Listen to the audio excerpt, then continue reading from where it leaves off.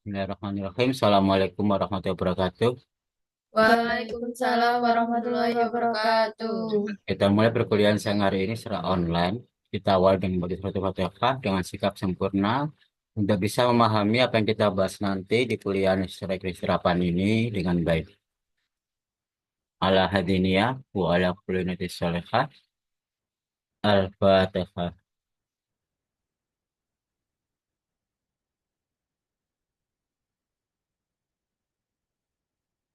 Amin amin ya rabbal alamin. Yang ini kita masih bahas tugas minggu lalu ya. Iya, Pak. Belum selesai tuntas sampai ketemu hasilnya. Diawali dari kelompok satu ya, kelompoknya Iqbal.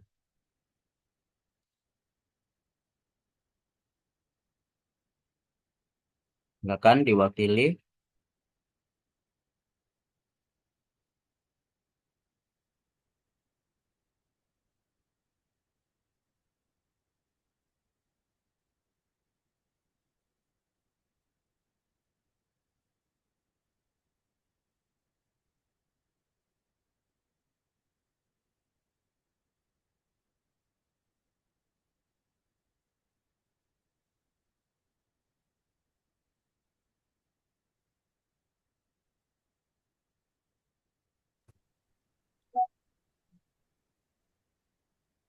Ya, Assalamualaikum warahmatullahi wabarakatuh. Salam. Eh, Sebelumnya kita, saya di sini akan menjelaskan mengenai hasil tugas dari kelompok satu yang terkait dengan data inflasi.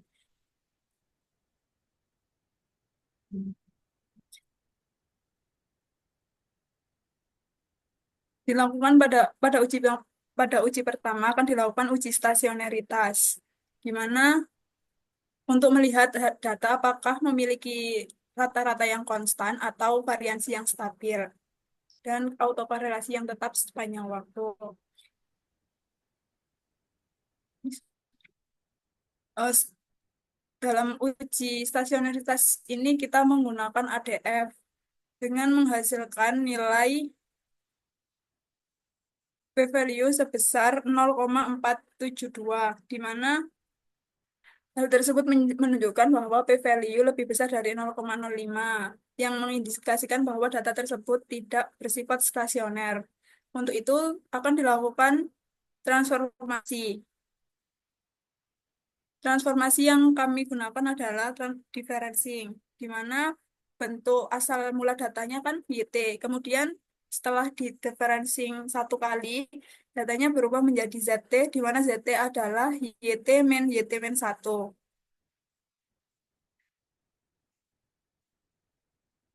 Setelah dilakukan differencing, dilakukan uji menggunakan ADF kembali, di mana menghasilkan nilai p-value sebesar 0,000, di mana hal tersebut menunjukkan bahwa p-value lebih kecil dari 0,05, yang berarti H0 ditolak, sehingga data tersebut sudah bersifat stasioner. Eh, Selanjutnya, sebelum melakukan uji autokorelasi, kita harus memastikan bahwa data tersebut memenuhi asumsi normalitas atau belum. Di sini kami menggunakan uji Kolmogorov sebagai untuk memeriksa apakah data yang setelah di differencing tadi, data ZT tadi, memenuhi asumsi distribusi normal atau tidak. Di situ diperoleh bahwa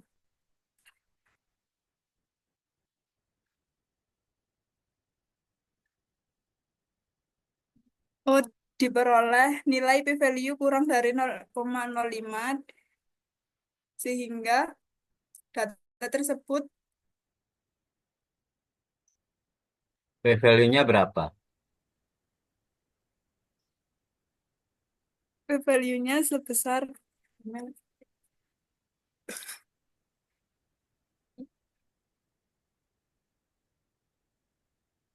kurang dari 0,05, Iya Pak. berapa? 0,00. nol. Itu ditulis ya. Iya, Iya, Pak. Pak. Sehingga disimpulkan bahwa data memenuhi asumsi oh, eh, karena kurang dari 0,05, data tersebut tidak berdistribusi normal sehingga dilakukan transformasi untuk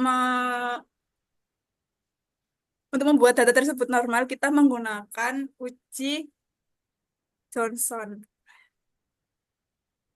transformasi Johnson. Kita memisalkan bahwa transformasi Johnson memiliki persamaan ini di mana dengan parameter gamma sebesar min 0,06, sigma sebesar 1,05, lambda sama dengan min 0,05 sekian, dan epsilon sebesar 0,32. Setelah dilakukan transformasi Johnson, kita uji kembali untuk memeriksa apakah sudah berdistribusi normal. Dihasilkan nilai p-value sebesar 0,150, di mana menunjukkan lebih besar dari 0,05, yang berarti data sudah berdistribusi normal. Untuk selanjutnya, uji autokorelasi. Di sini kita membagi data menjadi dua bagian, data dari hasil differencing, kemudian ditransformasi menggunakan Johnson. Kita misalkan X merupakan data JT dari waktu ke 1 hingga 1,40, dan Y-nya dari data JT waktu kedua hingga ke 141. Sebentar, yang diuji X, yang diuji data apa? Data yang sudah ditransformasi, Pak. Yang Yang udah sudah ditransformasi. ditransformasi simbolnya, Simbolnya JT. nah, CT. Iya, kita menggunakan JT. CT itu X apa CT?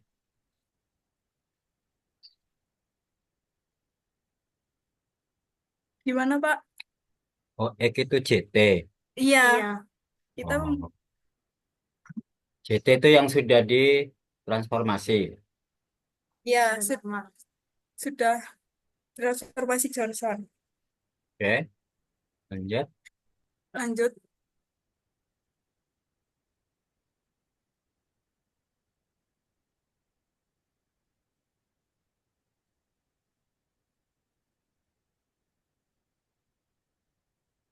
kita menggunakan uji auto auto memeriksanya menggunakan Pearson. Diperoleh nilai p-value sebesar 0,003, di mana lebih kecil dari 0,05, sehingga H0 ditolak, sehingga menunjukkan adanya autokorelasi. Selain itu, diperoleh juga nilai R sebesar 0,251, yang menunjukkan adanya hubungan kurang sempurna atau lemah. Kemudian melakukan analisis ACF-PACF.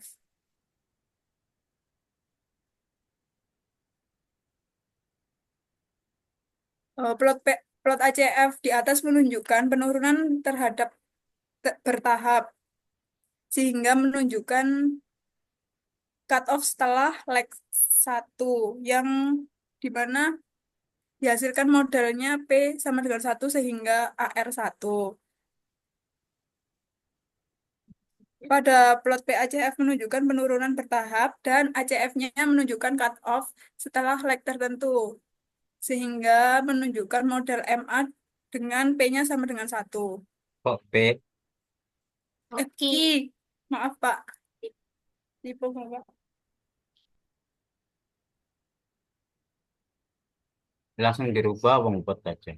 Iqbal, tolong. P-nya diganti Ki, yang MA1. Nah, Iqbal nggak nyimak yo.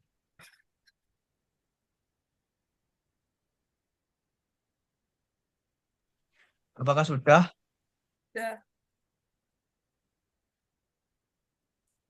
jadi model tersebut karena sudah dilakukan differencing satu kali, maka modelnya adalah ARIMA 111. Kemudian pembagian data training dan data testing. Di sini kami membagi datanya sebesar 80% dan 20%, di mana 113 data digunakan untuk training dan sisanya untuk testing.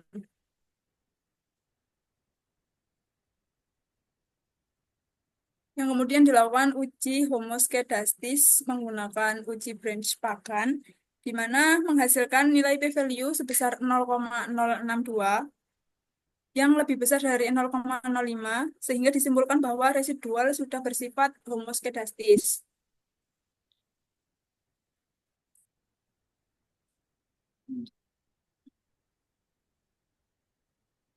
Yang selanjutnya adalah mengestimasi parameter. Kita melakukan estimasi parameter terhadap model ARIMA 111, di mana lanjut, di mana menghasilkan nilai koefisien AR-nya sebesar min 0,109,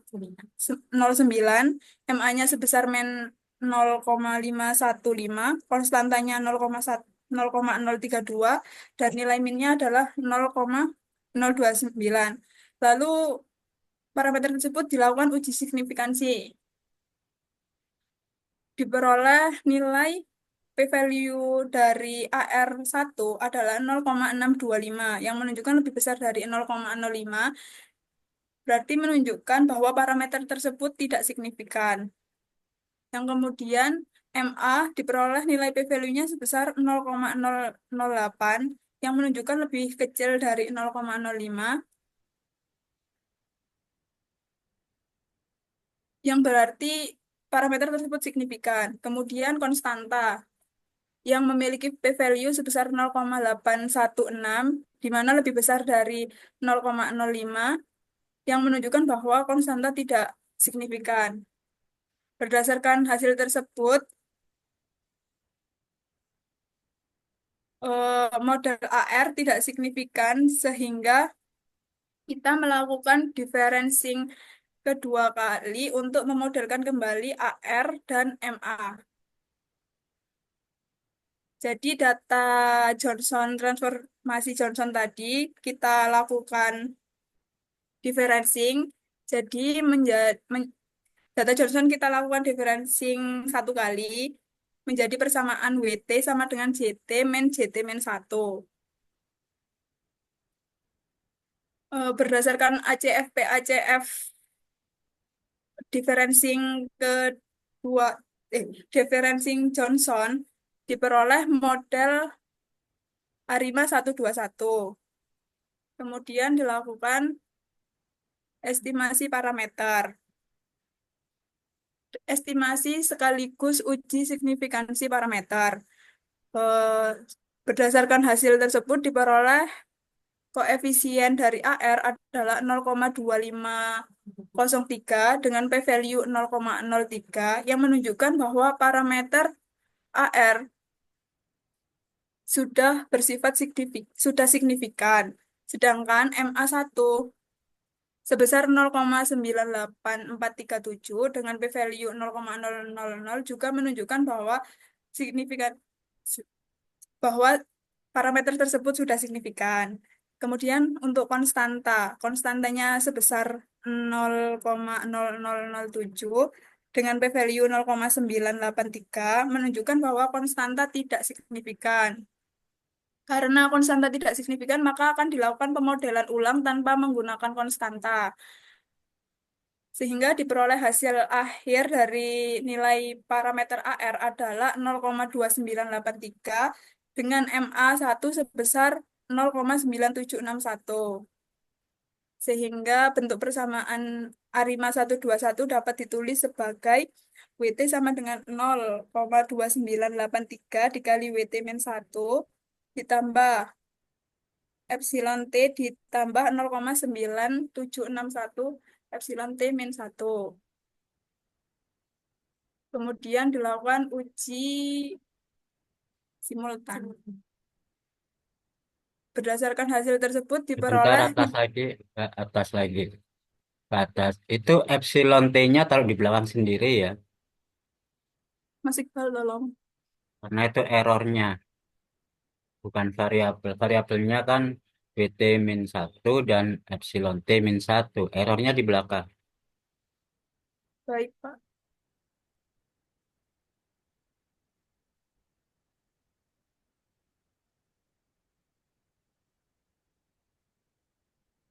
Selanjutnya akan diuji simultan menggunakan GF.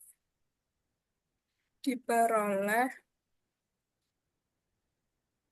diperoleh nilai p-value-nya sebesar 0,001, di mana kurang kurang dari 0,05, yang berarti H0 ditolak, sehingga model tersebut simultan, artinya terdapat pengaruh variabel X terhadap variabel Y. Selanjutnya dilakukan uji normalitas residual menggunakan Kolmogorov-Smirnov yang hasilnya menunjukkan p-value sebesar 0,150, di mana p-value tersebut lebih besar dari 0,05, sehingga dapat disimpulkan bahwa residual sudah bersifat normal, berdistribusi normal. Yang selanjutnya yaitu uji independensi residual. Kita menggunakan uji Durbin-Watson, di mana menghasilkan nilai sebesar 1,9788. Karena Karena nilai tersebut mendekati 2, maka tidak terdapat autokorelasi signifikan pada residual model. Dengan demikian, asumsi independensi residual telah terpenuhi, menunjukkan bahwa model ARIMA yang dibangun mampu menangani pola dalam data dengan baik. Selanjutnya akan dijelaskan oleh Iqbal.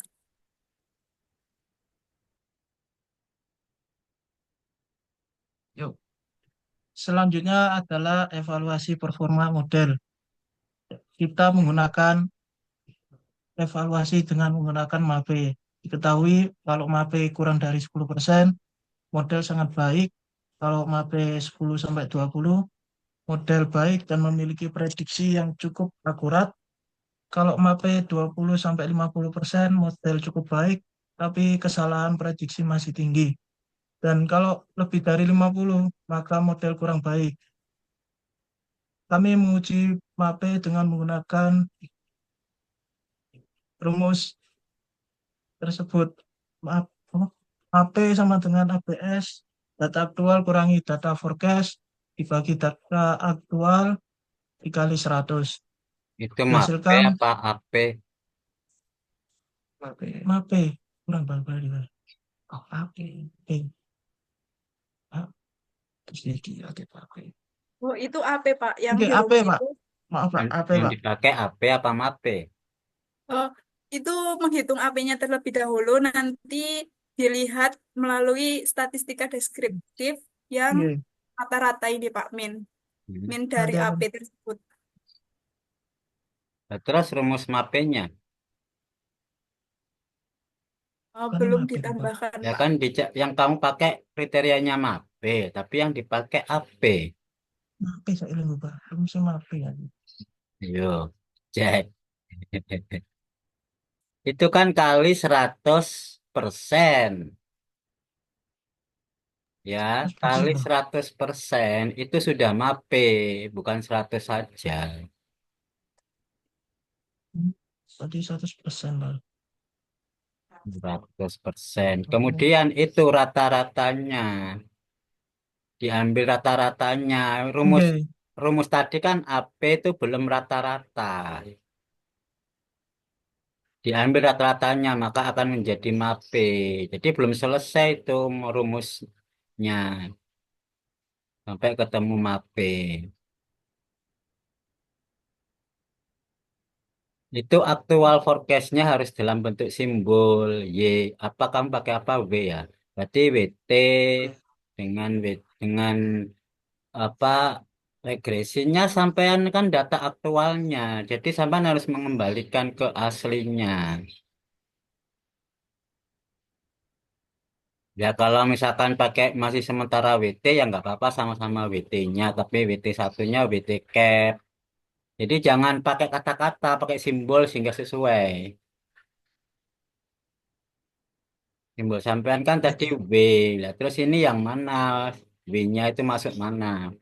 Karena sampai di sini rumusnya dengan datanya pakai simbol yang apa? W apa X apa Y apa Z? Karena ada banyak simbol. Ini biar clear, harus jelas sesuai dengan datanya loh ya. Terus karena ini MAPE, maka dicari rata-ratanya. Itu harus ada masuk ke rumus. Itu kan aplikasi, langsung keluar hasilnya. Rumusnya apa? Sehingga kali 100% itu sudah menjadi MAPE. Jadi rata-rata dari AP itu kan ada rumusnya. Rata-rata kan biasa, rata-rata average ya. Jadi banyak data dibagi dengan jumlahannya dibagi dengan banyak data. Tapi rumus itu. Jadi belum selesai rumusnya. Kan tadi rumus AP, belum MAPE. Terus yang dicek, yang dipakai itu pakai data testing. Ya, data testing itu mulai ke I berapa, mulai ke T berapa. Itu harus jelas di sini karena bukan data training. Apa betul di sini yang dipakai data testing kan saya nggak tahu. Karena T-nya mulai berapa yang dipakai datanya. Terus datanya ini apakah data W, apa Z, apa Z, apa C nggak tahu karena itu nggak simbol. Itu hanya kata-kata. Paham ya? Untuk meyakinkan dibuatlah simbol sehingga data mana sih yang dipakai di situ. Mulai T berapa. Kalau T testing itu kan T ke berapa sampai berapa. Biar tahu kalau itu datanya menggunakan data testing. Jadi bukan dengan kata-kata yang belum jelas. Ya, nanti kalau misalkan itu testing, T-nya mulai berapa sampai berapa itu harus jelas. Karena menentukan T berapa